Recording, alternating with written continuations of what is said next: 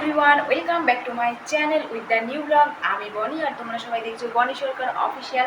তো আমার channel new ব্লগে তোমাদের সকলকে আজকে চলে গেছিলাম আড়ংঘাটায়। তোমরা যারা অনেকেই আড়ংঘাটা আসতে চাইছো বাট ভয় পাচ্ছ যে লস হয়ে যাবে কিনা অত দূরে গিয়ে, তো চলো আজকে আড়ংঘাটায় কী ধরনের প্যান্ডেল আছে সেগুলোই তোমাদেরকে জানাবো।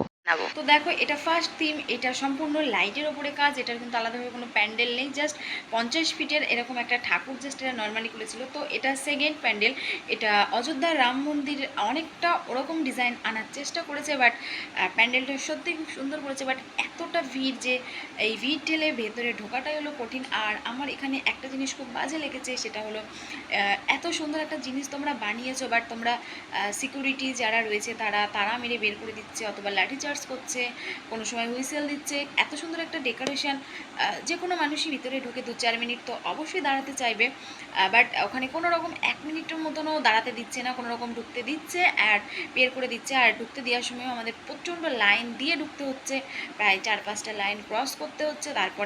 তারপরেও ভেতরে ঢুকে তো একটুও দাঁড়াতে পারছি না। তো এই বিষয়টা আমার সত্যি ওখানে খুব খারাপ লেগেছে। তো যাই হোক, ঠাকুরের ডেকোরেশনটা করেছিল আমার সত্যিই খুব সুন্দর লেগেছে।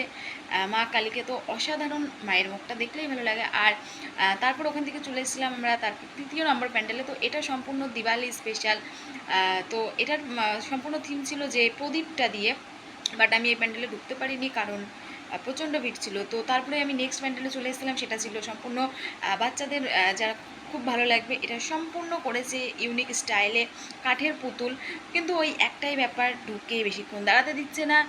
সেজন্য ওখান থেকেও খুব তাড়াতাড়ি ছবিগুলো ক্লিক করে বা তোমাদের জন্য ভিডিওগুলো ক্লিক করে আমরা খুব তাড়াতাড়ি, যতটা তাড়াতাড়ি সম্ভব হয়েছে ওখান থেকে বেরিয়ে গেছি। তো জাস্ট মাকে দেখো কতটাই সুন্দর লাগছে, মায়ের মুখটা, মানে মাকে দেখলে মনটা যেন অপরূপভাবে ভরে যায়। তো এখানে সম্পূর্ণ বাঁশের কারুকার্য করেছিল, খুব ভালো লেগেছে। তো এই প্যান্ডেলটা আমার সব থেকে ওয়াও লেগেছে। বাট এই প্যান্ডেলটা দেখতে হলে মিনিমাম তোমাদের 1 ঘন্টার ওপরে টাইম নিয়ে ঢুকতে হবে, কারণ এই দেখো লাইনটা আমি তোমাদের কিছুটা দেখানোর চেষ্টা করছি। আমি সত্যি বলছি আমি ঢুকতে পারিনি, কারণ এত পরিমাণ লাইন ছিল। মিনিমাম 20 মিনিটের উপরে লাইন দিয়ে ঢুকতে হবে। তো আমি চলে গেছিলাম নেক্সট প্যান্ডেলে। এটা ছিল সম্পূর্ণ মন্দির এটা করেছিল আমাদের মায়াপুর ইস্কন। দেখতে পাচ্ছ কতটা সুন্দর। আমি ভেতরে ঢুকতে পেরেছিলাম অনেকটা লাইন দেওয়ার পর, বাট মাকে তো জাস্ট অসাধারণ লাগছিলো, যেন আমি সম্পূর্ণ তারাপীঠের মায়ের কাছে রয়েছি, এমন একটা, মানে মায়ের মুখটা এত সুন্দর করেছে এরা, দেখো জাস্ট মাকে।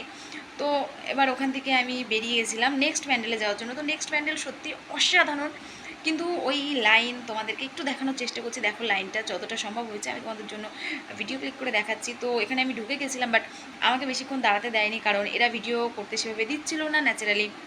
আমি অনেকটা কষ্ট করে ভিডিও করেছি, আর যতটা পেরেছি দেখাচ্ছি। ওই ভিতরে ঢুকলেই তো আমাকে বের করে দেবে, ওই জন্য আমি যতটা সম্ভব বাইরের দিক থেকে প্যান্ডেল করেছি। তো দেখো, আমি এখানে সম্পূর্ণ অন্ধকার একটা থিম করেছি অনেকটা, আমি মুখটা দেখানোর চেষ্টা করেছি, বাট এখানে অন্ধকার ছিল। এই দেখো এখানে মাকে জলের উপর ভাসিয়ে রাখা মতন করেছে।